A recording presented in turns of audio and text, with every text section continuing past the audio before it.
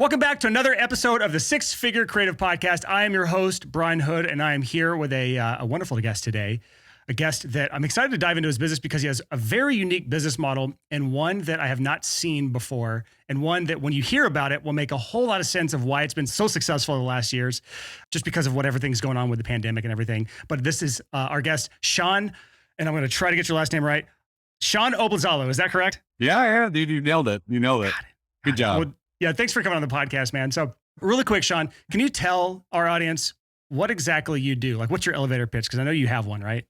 Yeah, I mean, I hope so. So I basically do like adventure elopements. So couples who like their whole relationship is generally built and formed like doing stuff outside together. So we connect and go off in the mountains and get married. So it's exactly how it sounds, an adventure elopement. It just doesn't have like the preconceived like connotation of like an elopement, like running off to Vegas with like Elvis. So just to clarify, you're doing photography and is it videography as well, or is it just photography? I do photography. Then I'm a self-proclaimed elopement ninja. So I got the ninja phrase from like, I used to work in a restaurant. So they call like OGs like ninjas. So like, you just know how to like navigate everything. So I call myself an elopement ninja. So I basically help with all the planning, permits, logistics on the front end. And then I basically like hang out with couples and take pictures and picnic and smoke weed and drink beers on their wedding day. So again, just so everyone's on the same page here, Sean takes people out into nature, helps plan everything, all the logistics. And if I went to your website, which is valsandpeaks.com, it's like hilarious. It's actually, it's like the juxtaposition of seeing a bride in her beautiful white wedding dress hiking through the mountains. So this is the kind of experience that you provide people. And it makes a lot of sense because with 2020 and even first part of 2021, there were either no weddings at all, or it was really hard to get a venue and plan all the stuff around it. So a lot of people were just saying, screw it. We're just going to go out in the nature with someone like Sean, an elopement ninja, and get hitched out in the woods or in the mountains somewhere with a beautiful surrounding, either with a very small group of people or just with Sean and the two people and maybe an officiant. I don't know if you can actually, are you wedding people yourself? I guess you're not, because you need to take the photos of it. And then people are saying that's what we're going to do instead of the big, huge wedding where we have hundreds of people in attendance. So that's what you've been up to, which is it's a really cool, I guess, offer you would call it. It's like just a cool service that you offer people. So Sean, whenever you applied to come on the show, you mentioned some stuff. You said that you had 2020, despite, was it 2020 was one of your best years ever, despite obviously the terrible stuff that happened with the whole wedding industry, and you were able to still pull in six figures. Was this a pivot in your business, or was this the thing you set out to do from the very start as a photographer? You know, dude, like it's really weird. I felt like I was one of the few people who like benefited off the pandemic while like there's like a lot of people suffering, but I'm in such a niche market that like it was kind of just right place, right time. Cause I was already doing elopements before COVID happened. And so like when COVID happened, like everybody was like freaking the out about it. And like, oh my God, like I just planned this whole big ass wedding. Summer's here. My wedding's about to happen. And like, people just were like, dude, I still want to get married. And then like, it was crazy because a lot of people had like really wanted to do this in the first place. And then they like felt super immense pressure from their friends and family, or like their family and stuff like that. We're like, oh, we have a wedding. And so like, I was getting these big queries, like just last minute, like a month, 2 months out from like their wedding day. And they're like, we've been wanting to do this anyway. So like this is perfect. And we're just going to do it. So it was just kind of right place, right time. And I was already doing elopements. So I was just there. It was just a funnel. It was like a snowball of craziness. Yeah. I mean, I can't even imagine. So like the fact that you were doing this before the pandemic happened is super interesting. I'd actually like to know how you got into this in the first place, because I would imagine a lot of wedding photographers pivoted from traditional weddings, the things that you said, like people are pressured into doing. And I understand that, especially in the South, as someone who's born and raised in the South, like a full on wedding is your only option. There are no options for elopements in the South, unless you're just like doing a shotgun wedding or something. So how did you even get into this in the first place with something so non-traditional? Yeah. So my story kind of goes back like a number of years. So like I graduated school like 7 years ago, and I was like, I didn't know what the hell I wanted to do. I was like, I got like a job and I sat behind a desk and like, this sucks. And then, so I went and worked at a restaurant instead. So that's like it's my fallback. I always do that. So worked there for like 5 years, and then I picked up photography, and I was like taking pictures outside, because that's where like that's my time. And I was like, dude, this is tight. Like I want to become like just a nature photographer. I was like, that's when Instagram was starting to go kind of crazy. And I was like, but I just couldn't get in at the time to like the big followers, like the grown stuff, like people that got in early just crushed it. So, I was like applying for jobs like North Face, Patagonia, all that kind of stuff. And people were like, well, you don't have like 600,000 followers. And I'm like, well, I don't see like why that should be like a baseline for why to hire someone.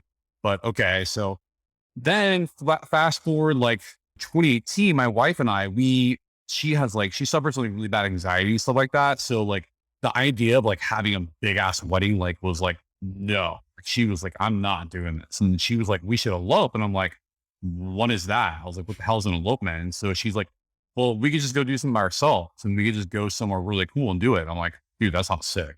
First thing popped in my mind, I'm like, all right, big ass mountains. Like, where's the coolest place we can go do this thing? And then my wife was like, no. Like, she's not in the outdoors like I am. She's like, I'm thinking like cliffs, castles, like ruins. And I'm like, okay, well, there's two places in the world like this. There's Scotland, there's Ireland. It's the only places. So we just went on Google, typed in like coolest castles in Ireland and found us there's something, booked a photographer, never talked to her. It was so goddamn spontaneous because when I look back at my process and how like I get people interview me and stuff like that, I'm like, I do like a 3-step process to book someone. We just like hit someone up and we're like, dude, we're going to come out to Ireland. Can you shoot our wedding? And I'm like, that's crazy. So then we're like standing there, like sharing our vows. And I'm like, just like sitting there. I'm like, this is insane. Like I should be doing this. We hired this photographer to be doing this. Like and I'm outdoors and I'm taking pictures. Like, why could I not do this? So we get home. I hit up like 5 friends who were like married. And I was like, yo, do you want to dress back up in your wedding clothes? And I'll just take some pictures of it. And so that's what I did. And then I did it and I built the website. I'm like, whoa, so how do I get bookings? And then the real work happened. It's like SEO, Facebook ads, all that crap. So, and I want to get into all of that, but I just want to kind of pause and kind of like talk about that for a second, because so many people did exactly what you did. They may not be elopement photographers, but they had some sort of background where they were their target market. They, like in your case, you were the person that wanted to get eloped. 2018. Okay. So that was a thing that was happening around then, but like definitely it wasn't where it is in 2020 and now 2021, where it's like, this is a thing that so many people have done. It's almost normal now. It's the new normal, as people would say, but you were the target market.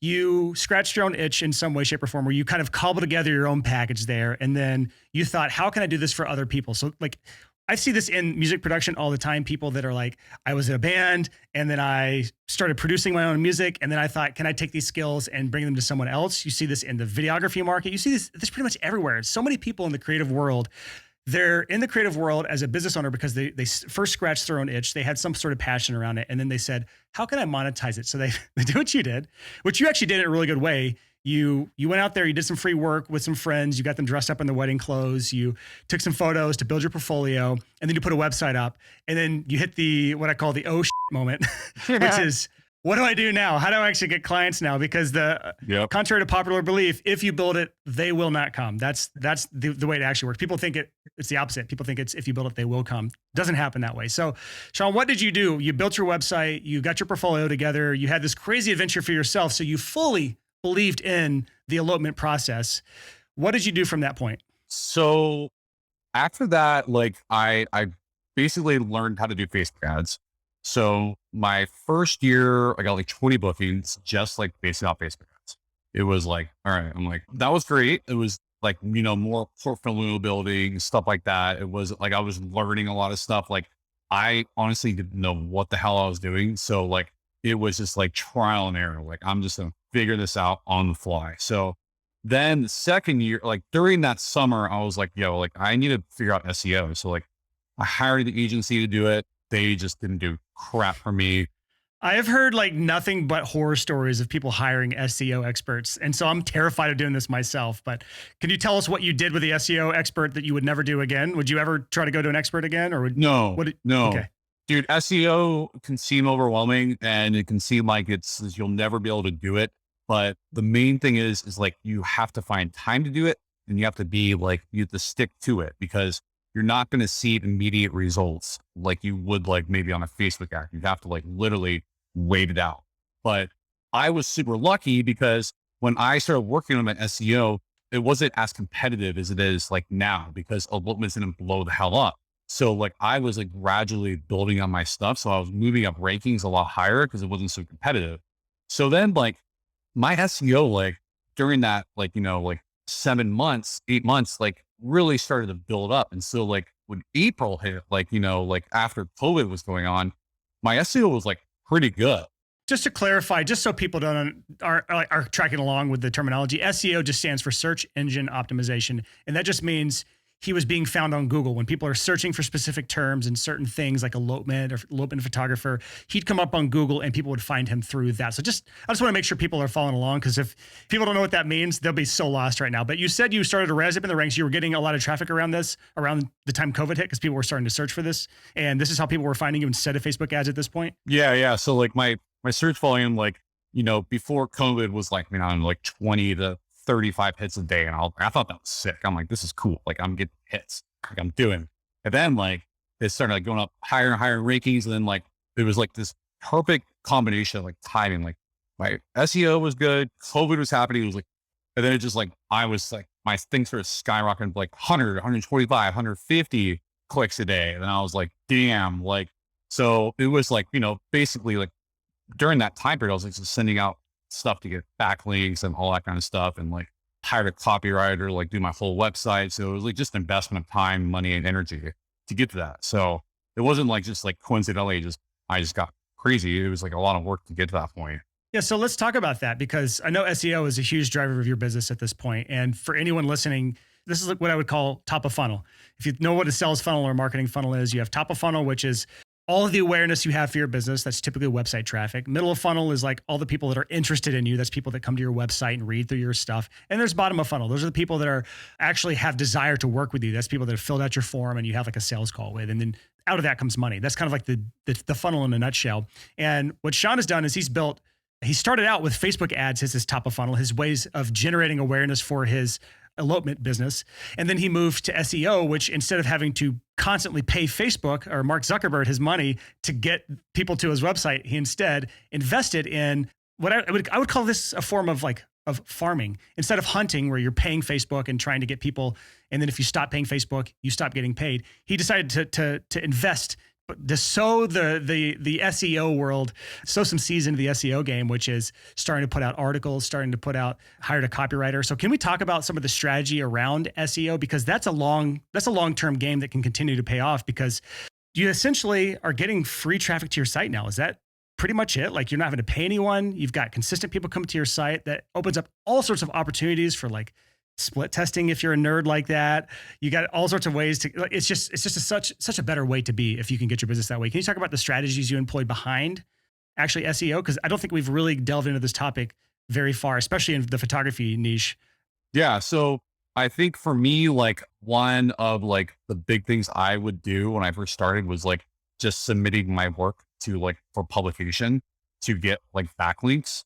And so that really helped like build my domain authority and stuff like that. And then I registered for like free like registries and stuff like that, wedding registries. So I'd like register my name and like it was free. So that would help as well. But then the one big like turning point I felt like was just like a copywriter investment, because I'm not a good writer. And then for one, and then I just like, couldn't really like, if you're going to rank high, you want to sell yourself at the same time. So I was like telling myself, like, like this is gonna be a big ass investment. It was like close to like $4,000, but I'm like, this people can hit me with keywords. They can help me get all this kind of stuff just dialed in. And I had to do like a personality test. I interviewed previous couples, all this kind of stuff. It was a huge like undertaking, but I did that right before COVID also.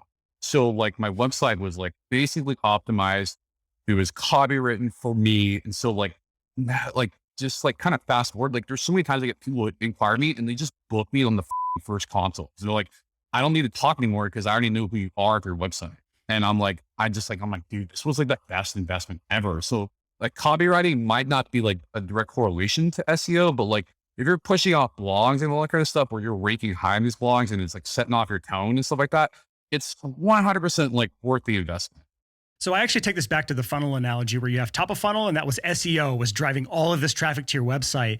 And then it reached the middle of your funnel, which is your website. And this is where so many people mess up. And this is where you were I don't know if you're a genius or you just happen to do the right thing at the right time, but this is where you optimize your website. You had someone write all of the words that persuades someone to actually invest thousands of dollars for you to be their elopement ninja. And so this is where a lot of people mess up. And this is where I see people mess up all the time. You mentioned Facebook ads earlier, and I want to go back to that later. But so many people try Facebook ads and fail, and they have no idea why they failed. And the reality is, it's because their website sucks. The page that they're sending people to sucks. It's not written well. There's nothing about your personality. It's just bland, dry poop. It's just boring. And I've read your site, a lot of it. There's tons of copy on your site. And for anyone not following copywriting or what copy is, it's just words on the page, just well-written words.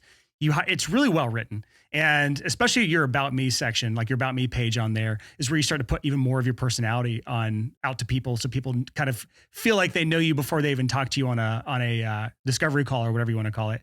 But that was the genius thing. You had the top of funnel thing going with SEO. You invested into that. You optimized your website with a copywriter. And that increased conversion rates on your website, meaning more people are contacting you, when they actually hit your site. And so from there, like, I want to know about the copywriting side, because that's a whole other can of worms, because SEO, hard to do, long-term investment. There's some words you mentioned earlier that I want to get back to. Like, there's so many, this might be a long conversation. I don't know. That's Sean, okay. hopefully you're down for this, because I like to write out a lot of this stuff.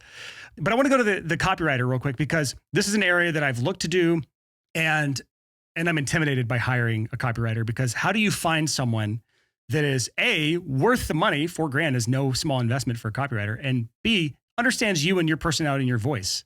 Yeah. Well, so I interviewed like a couple different copywriters, and then like the first person like I actually hired, like she got back to me and was like, yo, like, I'm just gonna be honest, like I've actually been thinking about like getting out of copywriting for a long time. So I just don't want to like do this for you, or like it's not gonna be like my full thing. And I was like pretty heartbroken, because I was like reading it on her website. I'm like, this is amazing. Like, you sold me on you so fast. I was like, I want you to do that for me. So then I interviewed like one other person who actually coincidentally lived in Denver. So she walked me through her process, and like, I was like, dude, like this is like really, really like the fact that they're interviewing my previous couples, they're giving me a personality test. Like they're giving like 3 different copies of the website to go through. Like, it was like a 2-month process. It was like no joke. So I was like, I'm going to do this because I know that like I need to do it. It wasn't like a thing where I'm like, oh, should I do it? I was like, I need to do this. Like, because it was like, I need someone who can sell me.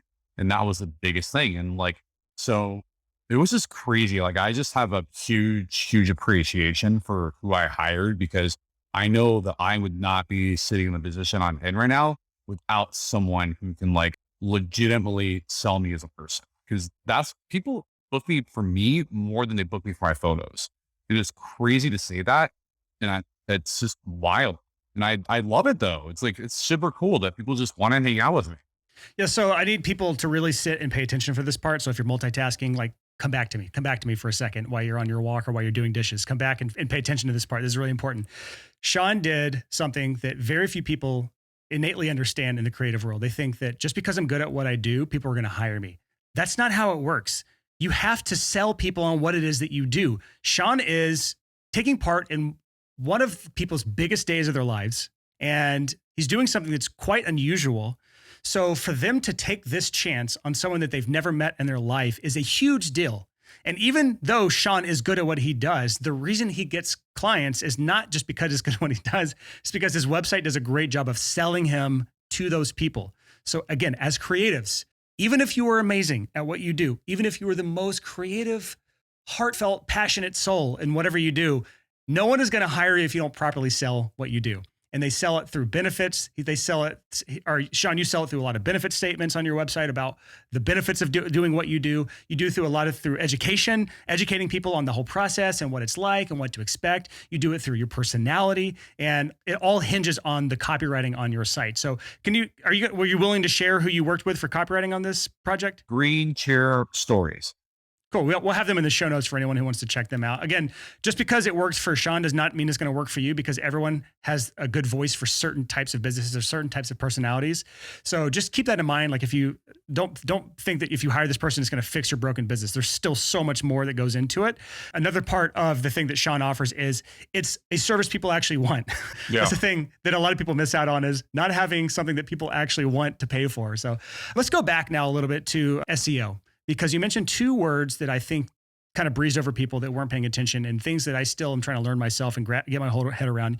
You talked about domain authority and backlinks. And I know those two things go hand in hand. Can you explain those two things when it comes to SEO? Yeah. So like, I guess in layman's terms, like a backlink is someone like, so for example, if I submit an elopement for a publication where like a wedding chicks, like a website who has like really high domain authority so like they would take my photos and they would take like a small written write-up about it, and they would post it on publications. So like when people go to their website, they can like see like inspiration. So like I send out like an Yosemite elopement, and someone goes to Wedding Chick's website and they stumble across like, oh my God, I can get married in Yosemite. This looks really cool. But when they post my photos and then my write-up, they generally link back to my website. So backlink. So then I will get, so Wedding Chicks, domain authority is generally like 0 to like 100. So Wedding Chicks is like, I don't know, like 50 or something like that. And so Google notices, or like recognizes like, hey, like this is a high domain authority that is linking to this person who has a lower domain authority. That means that this person is either like knowledgeable or a professional in this industry, the wedding industry. So Google says, all right, we're going to bump your domain authority up. So this is almost like, just to simplify it and almost dumb it down really far, this is almost like a popularity contest. You're like, these websites on a scale of 1 to 100 are this popular. And by sharing a link to your website, they're sharing some of those popularity points with you and saying, you know what? I vouch for Sean. He's also legitimate. So you should bump up his domain authority. Is that essentially how it works? Perfect. Yeah. Yeah. And so, and honestly, we joked about it at the beginning of this episode, like, this interview is a good way for you to generate a backlink from our website. From our show notes page, we will send a backlink to your website for valsandpeaks.com, and that will help your SEO. So is there anything around SEO, anything else? Like, what's your core strategy for making traffic work? Are you doing intense keyword research? Are you like, what is your process? Is it your blog that's generating traffic mostly? Or are you like, what are you doing essentially to get a lot of SEO Google traffic? Man, I will say that like the majority of my job is actually spent on my computer trying to do SEO stuff. So I feel like, and this is just my thought process on it, I feel like the reason I rank higher than most people is because I find time to work on my SEO, while a lot of photographers wait till they're into the season to work on SEO. I'm a year-round SEO person. I think a lot of people work on like submitting publications and backlinks for like, you know, the little period of like November through like May. I'm basically finding time to do it all year round. So updating blogs, producing new blogs, like updating just information. So like, for example, like, you know, if a wedding permit at Rocky Mountain National Park is sold out for the year, you go in there, update 2021, no more permits are allowed this year. Just stuff like that. And then also just trying to get more backlinks throughout the whole year, or paying for backlinks and stuff like that. It's another thing I started doing this year. Yeah. So that's super interesting. And you said something that I also want to point out. You said you take time to work on this year round. And this is just another part of working on your business. This is what we talk about a lot on the podcast, working on your business versus working in your business. When Sean is out on location with these couples doing these shoots, he's working in his business. He is doing the work, the technical work that a lot of creatives only want to do. They only want to do that stuff, the fun stuff. What Sean does, and the reason he's successful, is because he works on his business year round. And he says, I'm going to, although it's not necessarily the most fun thing in the world, what is fun is the benefits that you gain from working on your business in this manner year round. And the other thing is with Google, I know Google rewards consistency. So regularly updating your blog content, I believe, is a really good way of staying high on the Google search engine results. Is that correct? Yeah, that is definitely, like, that's why, like, you know, there's like plugins, like I use one plugin, it's like a last update plugin. So like when I update a blog, and like I try to do it regularly, even if you're just throwing in a new keyword somewhere, like it will have like the latest update, and it'll say like October 28th, this Google crawls the page and is like, oh, this person does this. Other kind of things you could do, you can like change like the posting date. So like Google will see it as like a newer post. versus like when it was actually published. That's another strategy I use sometimes too. So just stuff like that. But yeah, I mean, it's just like, it's a year round thing. It's like never not something I work on. All right. So where did you learn all this stuff? Because that's a whole other thing, is like, this is not something that's common knowledge for, especially for creatives. And so I'll just tell you right now, I don't know the first, I'll say I do know the first thing about SEO, but I don't know the second, third, or fourth thing about SEO. So where did you learn all this stuff? So another shout out. So like I'm in a Facebook group for like wedding stuff. And then someone mentioned like this course called Fuel Your Photos, and it's a SEO course. And this was like right at the time I was like I was paying this other company. I'm like, this is not working. This is not working. And I'm like, I'm just going to figure this out myself. I'm not an idiot. Like I can do this. So I bought this course, and it was like, gates are open. It was like, yo, like, here it is. Here's all the information you need. Just find the time to do the work.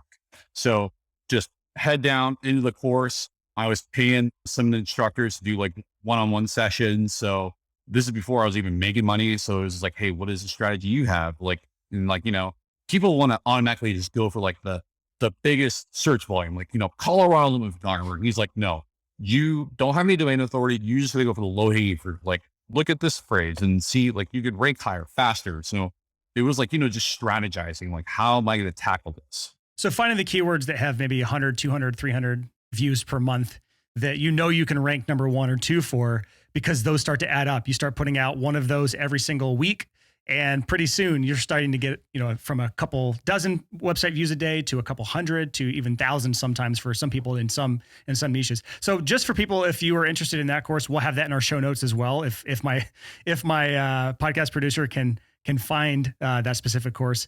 But I do have a question, which the show notes, by the way, it's just whatever number episode this is for sixfigurecreative.com. So this will be sixfigurecreative.com/172 will be the show notes for this episode and any other episode you're listening to.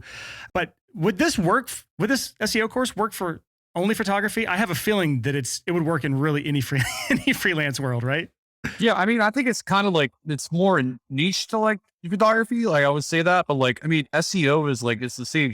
It's like nothing, you don't like, just because I'm a wedding or a limit photographer doesn't mean it's like anything different than like a plumber. Like you basically just have the same strategies. Yeah. And I know this because my background is in music production. So like I can talk the same business game with you as a photographer, as someone that's a videographer, as someone who's in, graphic design or freelance writing. Like it's very similar business models. So I imagine that if this SEO course worked for you, it could work for other creative niches as well. So that was one of your big turning points as far as learning the skill of SEO. Is that right? I would say like hands down the biggest.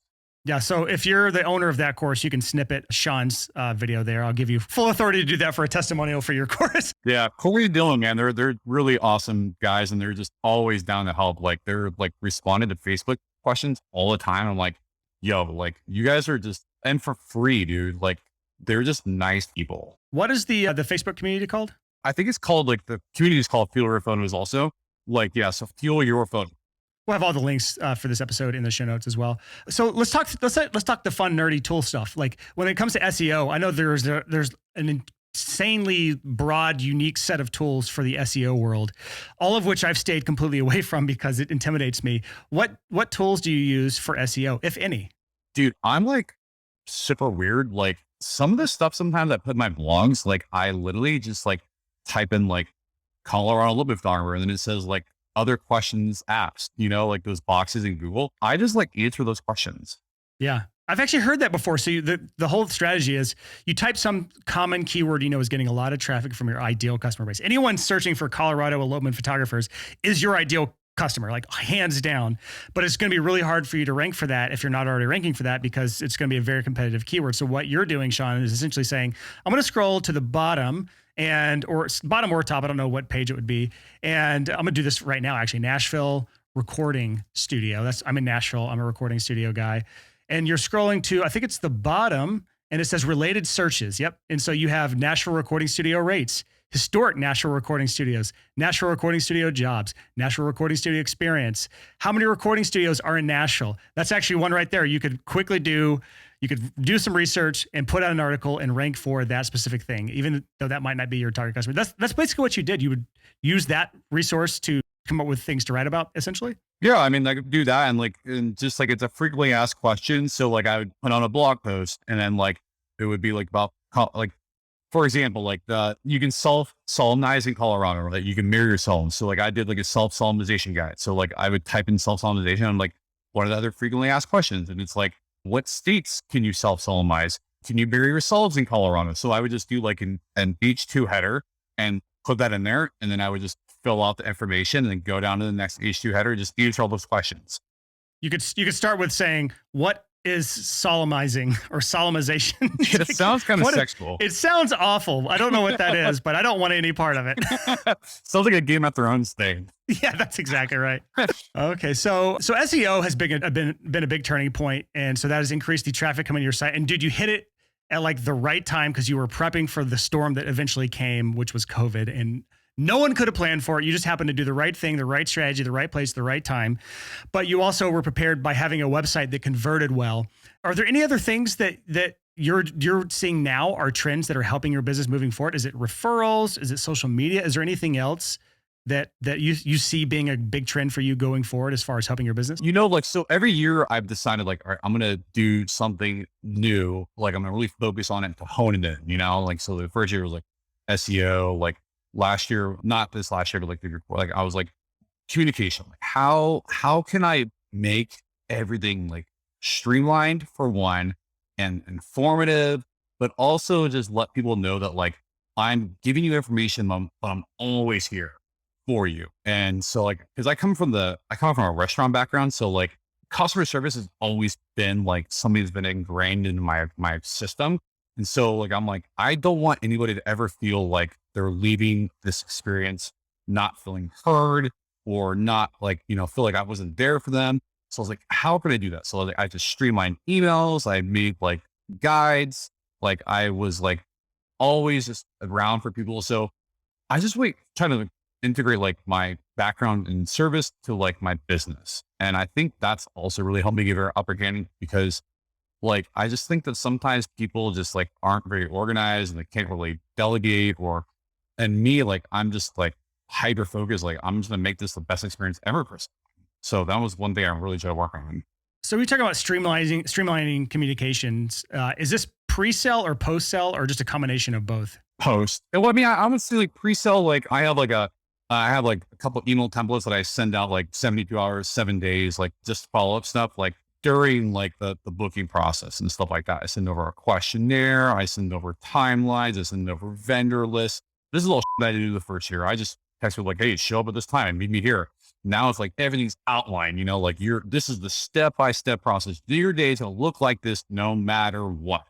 And I feel like if you don't already, this is part of like, I call this client onboarding. You seem to have put together a really good client onboarding process that helps prepare people, set expectations, help them understand where to be and when to be there, what to have and have ready to be there. Like as someone that did not get this right in my background in the studio world, this backfired on me so many times when I was just getting started because bands would come into the studio. They were wildly unprepared. They didn't know their songs. They didn't have new guitar strings and drum heads and like all these stupid things that are like, duh, you need to help them prepare for this stuff. It's your fault as the business owner if your client doesn't come in prepared.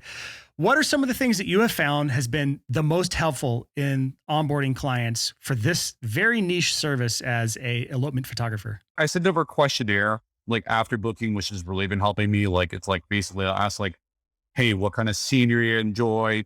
How many miles you want to hike? Do you have any underlying conditions? Do you want to do sunrise or sunset? Like all these things. And so like when I get that questionnaire back, like I send them, I read it over and I send them a location list just based on their answer. So I like go through, like I have a full basically like master location list. So it's like breaks it down from like mileage, best time for sunrise and sunset. So I read over their questionnaire. I'm like, okay, so I'm matching them up at the perfect spot, send them over the location list. They get that. And then after that, like I send them over like a pack list of like things they should bring and stuff like that. And then I send them over a timeline. So it's like, everything's like super streamlined, but it's also like matched to every couple. So like they feel like it's personalized to them. I'm not just sending like a 12-mile backpacking trip if like, they're like, dude, we only hike 2 miles a day, you know? Yeah. This relates so well to like so many other freelancers because like if you're in the videography world, if you're doing anything outdoors, you have to account for light angles, and you have to understand, like, they have to understand, like, for you in photography, especially because if someone wants a specific backdrop, you have to time it so that the sun is not directly behind them, right? Because you don't want them to be a silhouette in the photo. So then it's like, if we want to do this location with this backdrop, we have to be there at this time, or else the sun will not be in the right position to light your beautiful faces correctly. In the audio world, like, even with us, there's certain things that we have to take into account. Like, if you want these instruments or this type of thing, we have to go to this studio because they have these specific pieces of gear. So it's like, I can see this amongst so many different freelance niches, because all of us have these weird nuances that we have to walk our clients through. And we have something called the curse of knowledge. The curse of knowledge is, I've done this so many times that I don't even know what it's like to be a newbie again. I don't know what it's like to be doing this the first time again. So I don't even know what I'm supposed to educate them on, because I already know this so well at heart. So how do you overcome that sort of curse of knowledge and help them prepare for this thing that they've never done before, even though you've done it dozens, if not hundreds of times at this point? Yeah. So I have like a client guide that I send over. Also, it's like 50 pages. It's like, hey, what should you pack? How should you invite family members? What kind of place should you look at for your Airbnb? Like that kind of stuff. But dude, like, for real, like last week, I was in Yosemite, and like the road got shut down, and like we had to do like a couple of different locations instead. And like, I was like talking to my homie, like, yo, like, there's never a point in time where I'm not confident in what I'm going to do. Like, people trust me so much. Like, they're like, dude, you know what you're going to do. Like, we trust you. And like, there's never a point in time where I'm like freaking out. And like, cause I used to be like that. I used to be like, dude, I can't do this. Like, I just like go to work, and it's like, just like another day of like hanging out. And I'm like, just like, that's how streamlined and easy everything is right now. And it's so nice to be at this point. And I just like, it's just crazy. People just have a lot of trust in me. I think that's like the main point of it. Well, I mean, any creative offering a service to somebody has to have that amount of trust with their clients. Their clients have to have that amount of trust for you, because in the music world, like, artists are coming to you with the song that they've crafted from their souls. It's a piece of them. And if they don't trust you with their music, it's going to be a very tough, contentious time in the studio. If you're a wedding photographer or elopement photographer, like, this is the most special day of their lives to this point. And if you mess this up, if they don't trust you, it's going to be a really tough time. It's the same in any sort of creative world. So you've done a really good job of building this trust through a really good website that's well written and helps build trust and authority from the very start. And then B, putting together a really, really good step-by-step process for onboarding clients. And that confidence shines through in the project itself and allows you to have a really good relationship with them. Because when things go wrong, and this is where you'll start to find this stuff breaks down. If things start to go wrong, roadblocks come up, which will inevitably happen. Like you saw when the road at Yosemite was shut down. That's when people start freaking out if they don't trust you. And if you haven't done the time and put in the work to build that trust, when the roadblocks happen, it's gonna erupt. I can't tell you how many times I saw in my past in the studio where arguments broke out and tensions were high, and it all came back to being my fault because I didn't do the work to get all the processes in place where they trusted me to be the one true source of decision-making when things go wrong. And I think you've done a really good job of that. If you don't mind me asking, why was the road in Yosemite shut down? They were like anticipating like the big storm that came through California. So like they just kind of shut it down for like safety reasons. So, but yeah, I mean, like I had 3 different couples who all were planning on getting married up in that general area. And we just like pivoted. But I grew up going to Yosemite for a long time. So like super familiar, but I was literally talking to my homie. I'm like, yo, like if you're like a photographer who's never shot here and you're working with a couple who like is like paying you and this road closes down, but you don't know where else to go in this park, like that would suck. And so like, that's another thing too, like Colorado, Yosemite, like I'm just like, I know these places like back of my hand. Happened so many times this year too, like trail closures in Colorado and stuff like that. Like the night before we find out, I'm like, yo, we're just going to go to this trail like 5 miles on the road and go to this one instead. And people first instinct is like, automatically freak out because it's your wedding day. Like this is the biggest day of your life.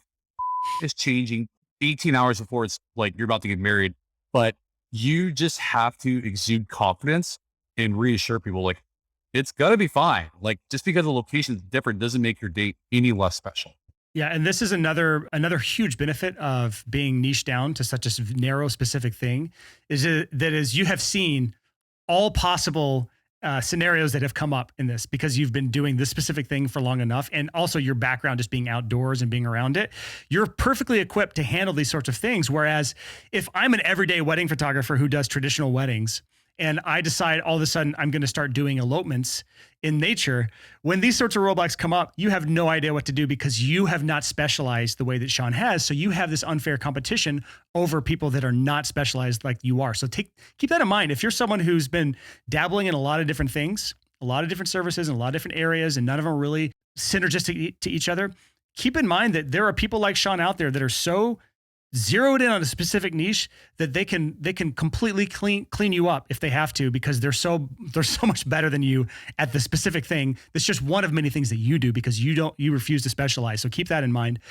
Sean, are there any times whenever you were building this business? Because it sounds, and this is the negative and the danger of interviews like this. It sounds like a picture perfect, so easy, no roadblocks. Like you just 0 to 6 figures in just a few years and wipe your hands and move on because you did it. Like what sort of struggles or roadblocks did you hit along the way as you were building this business? I will say like that first year was brutal, like with that Facebook ads. And it's because, and I'm just going to be completely transparent. It's because Facebook ads are not meant to bring in your ideal couple. You are targeting people in a broad spectrum. But while SEO, the people who are searching for you are people that are like legitimately passionate about like what they want to do with you. So like, for example, like you might just see an Instagram ad where you're just like, oh, wow, that's an elopement. That looks cool. We could just do that. And then like, so like, it's not really breeding your ideal couple. So now like the people I work with are people like, well, I'm like, dude, like we vibe and I know they're investing in me, like versus like, you know, I feel like Facebook and Instagram ads can be a lot of bargain shoppers, like and stuff like that. So now it's like, I'm just getting people who are like, hey, you're charging this once, we're down to do it. That was a big one. I also hired another photographer this year. That was a struggle at first, but like we're definitely in a really good place now. And that was more so just like egos. There was big ego battle, but now we're like in a really good place. So like those are like I feel like my two biggest roadblocks. Yeah. So you did mention this, and I did want to go back to the Facebook ad thing. So you did, when you first got started, you were doing Facebook ads. You said you got 20 bookings from it, but it sounds like those bookings were not necessarily ideal. Can you talk about those? Yeah. It's just like, it was like, I feel like just people like were just like, you give them initially, take a mile. It's like stuff like that. It's just like, wasn't like people who were just like, they value you. Like the people I work with now, like I tell like, they value me as a person.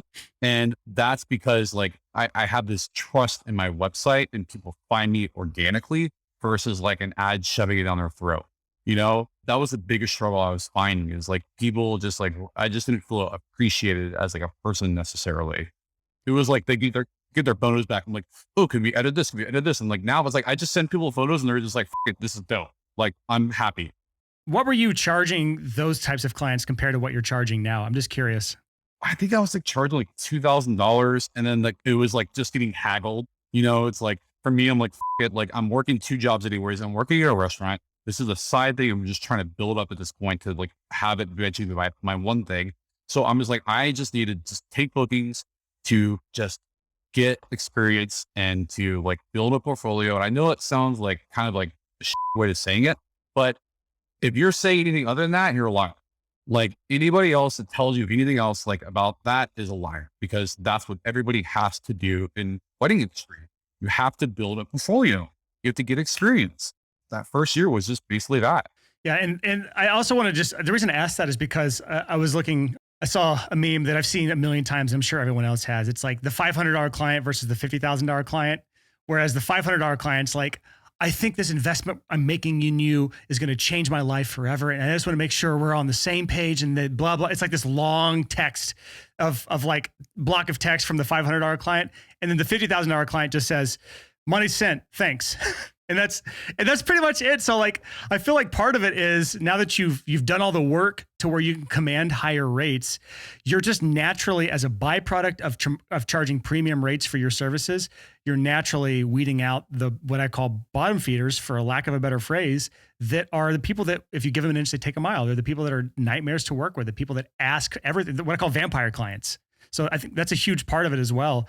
And I agree, it's probably difficult to get some of those higher tier clients because of the differences between Facebook ads and SEO. And just to clarify, you touched on this, but I want to even push it in further. With SEO, you have what's called searched or intent-based search, where people are like searching for things with intent to buy something or intent to actually need the service that you have, which is elopement photography, because they're searching for phrases around elopement photography. They're either researching it because they're interested in it, or they are about to book one and they're looking for a good one, or they're looking for a place to do it. And so they're really high quality, high intent leads. Whereas on Facebook, it could be somebody like sitting in their underwear, eating popcorn with crumbs all over them, that just your ad pops up in front of them. And they're like, oh man, I didn't know I could do this. This is kind of cool. I'm going to fill out his form and contact him. And, it's like, you just never know what kind of person you're getting yourself in front of. So, but I do want to touch on like 20 bookings is nothing to shy away from, because so many people are at the point where they're like, I'm trying to build my portfolio. I need to get those 20 bookings from the people in their underwear with crumbs on their stomach that are not a good fit. You know what I mean? Like, I need those right now. How do I get those from Facebook? So can you talk a little bit about the Facebook ad strategies you employed whenever you were doing that back in the day? How long ago was that, first of all? And then a little bit about the strategies. 2018. Honestly, that was another, I bought a course. That was like Facebook ads and stuff like that. And man, it was just trial and error, dude. It was like building different landing pages, putting different call to actions, putting different, like all this shit. And I'm just like, try it for a week, below a couple $100, try every week, below a couple $100. It was just like trial and error. So that's basically how I got to that point. But I was working at a restaurant still. So I was like supplementing the business through that. So like, I wasn't like just relying on that. So that was like how I was getting the bookings. But yeah, it was just like a nightmare first year, hard. Yeah, Facebook ads are one of those things that there are some benefits from it. Like, you can learn really fast, which is the trial and error thing. You go through that trial error loop really quickly. Whereas with SEO, it may take 6 months before you learn if something worked or not. So there is some benefits to Facebook ads. You can learn what messaging is resonating with people and that sort of stuff. But it is really hard to learn. It can take time and it can take a lot of money. It can suck a lot of money away from you. Like, I probably spent $10,000, $15,000 on Facebook ads before I made my first dollar back. And so it can be a huge money suck, but now I've spent hundreds of thousands on Facebook ads very profitably. So I still love them, but SEO, much better if you can get that to work. So for people that are listening right now, like, Facebook ads might sound super sexy and it might be the right move for some people. If you're the analytical type like Sean, who will understand what a landing page is, understands what a call to action is, understands how to test things and do the trial and error, and is willing to lose the money short term. If that's you, it may be something to try out. Otherwise, go down this other route.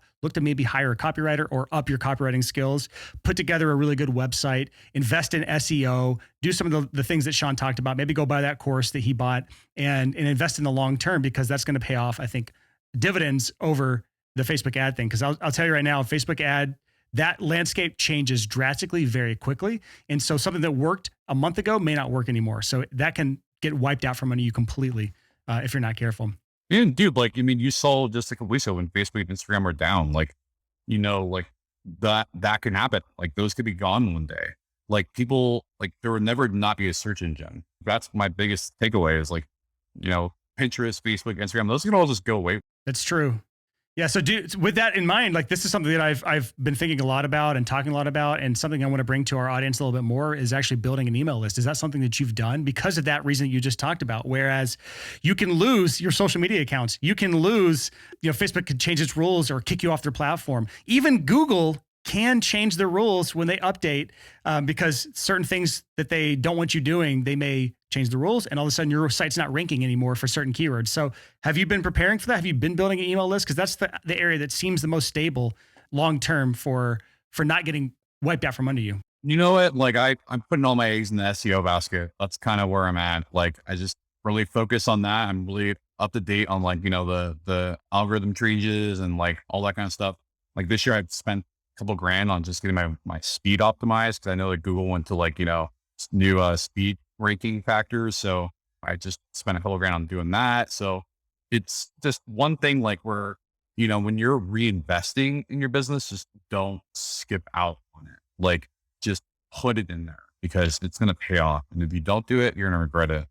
Yeah. This is something I actually wanted to mention and just point out to people, is that you, throughout this interview, you have just talked over and over again about reinvesting, whether it's buying a course, hiring a copywriter, hiring a photographer to go with you on things, to now speed up your website because that affects search engine optimization. You tried to hire the agency to do your SEO. So can you just talk a little bit about your mindset around reinvesting into your business? I kind of put it like this, like I would rather pay someone who is a professional to do something that I'm not necessarily good at than me try to do it and be shitty at it. That's the same reason people hire professional photographers and instead of hiring their cousin, like on an iPhone. Like that's the exact same thing. Like you just pay people who are professionals to do the thing for you to like make your business better. I've heard a phrase that has resonated with me, and it's this: people sell like they buy. And so if you're the type of person, you try to do everything yourself and you never reinvest, or buy solutions, it's really hard to sell yourself as a solution to someone else. So again, like if you're the type of person that like Sean, who constantly buys help, whether it's a course, whether it is a consultant, whether it is an agency, whether it is employees, you're constantly investing in yourself. So when it comes time to sell your services to somebody as a way to solve a problem or give an outcome, you have no problems doing it because there's no mental blocks around that. So people sell like they buy. Yeah. Even with like my success, there's like, for example, my wife and I, like we're adding on album sales this year as like, you know, a side hustle, extra income for her, like that kind of stuff. So like, I'm like, dude, I don't know how to do this, but I know that I don't want to do it shitty. I don't want to just put out a shitty album and like, because I don't want that to be the lasting impression of their experience. They have this great elopement and also they get this crappy album. So I was like, all right, we're going to buy this course. It's the album course. It was like $500-600. And then, so like, just basically tells you how to build an album, where to get your albums, how to price your albums, all this kind of stuff. And so even this year, like, I'm like, all right, we're going to buy this because I want you to be professionally done at this. I want you to be an expert at this, you know? And because you never want to cheap out on someone's experience. Yeah. And so this goes along with premiumly pricing your services. If you want to be charging thousands and thousands for your projects, then be willing to invest in learning how to be the best at something. So again, if you're doing all of this stuff for them and then giving them a terrible photo album with all their memories in it that falls apart in a month, it's not a good experience. If it's laid out terribly and they're like, why is this photo overlapping this photo? Why does this look so bad? It's just that's the thing that you're leaving people with. And if you want referrals from people, you want them to look at that book that you gave them, that you sold them at the end of the day and think, this was a really good investment. I'm going to absolutely make sure I recommend Sean and his team at Vals and Peaks. Dude, even then, like we bought the course and we bought test albums. So we're like, okay, we want to see what they look like in person. We want to see like, are they still up to our standard? And we were taking pictures and we built a pricing page for it and stuff like that. Call to actions, how it works. Like, it's just like, you know, it's like this continuous cycle where you get repetitive, but it's like, all right, like this works. Like what we're doing works. Let's just keep building on it. What else can we add that adds value and stuff like that? That's great. So if you were talking to yourself from a few years ago, what advice would you tell yourself? Put yourself in a position of somebody struggling to get to where you are right now. What would you tell them? Dude, it's really just like, first of all, stay humble. Like I am definitely a person who's a pessimist. So like anything that happens in my life, I freak the out and then I hyper focus on fixing it or not letting like my success go backwards. So just find time to do the work. Like I can't emphasize enough how much time like I put into this. It was a lot. Like I will say, like the timing was perfect, but the amount of work and time I put into this was so much. It's like crazy. Like I have this crazy success now, but like I spend like 5% of the time of my job is spent with the couples. The other like 1% is smoking weed with them. And then like the other 94% of my job is spent behind a computer. Like that's it. It's like editing and doing SEO and everything else. But like, and that's the majority of my day. I wake up at 5 and I work till my wife gets home at 6. That's my day every day. Yeah. So there's the analogy of the iceberg where, you know, everyone sees the success, the tip of the iceberg, but they fail to see the 95% that's beneath the water of all the work that went into it. There's a quote I really love that says, the harder I work, the luckier I get. And I think that's you're a really good picture of that, where yes, you were the right place, the right offer, the right time. No one could have planned this worldwide pandemic and how everyone would be moving to elopements, but you were the one who put in all the work to benefit from that. And you could call it luck, but at the same time, had you not put in that work, you would have not seen the results that you're reaping today. So I just want to commend you for that. If people wanted to check you out, learn more about you, where would you like to send our listeners? I mean, bowsandpeaks.com, where you can follow me on Instagram, like bows_and_peaks. Like, I think like those are like my two big ones. Cool. Yeah. That both of those links will be in our show notes if people want to follow you and see what you're up to on there. And if you're in the Denver area, right? Yeah. Yep. If you're looking to get eloped in the Denver area, you know who to talk to as well. So Sean, thank you so much for coming on the podcast, man. Well, hey, I appreciate it, man. Thank you.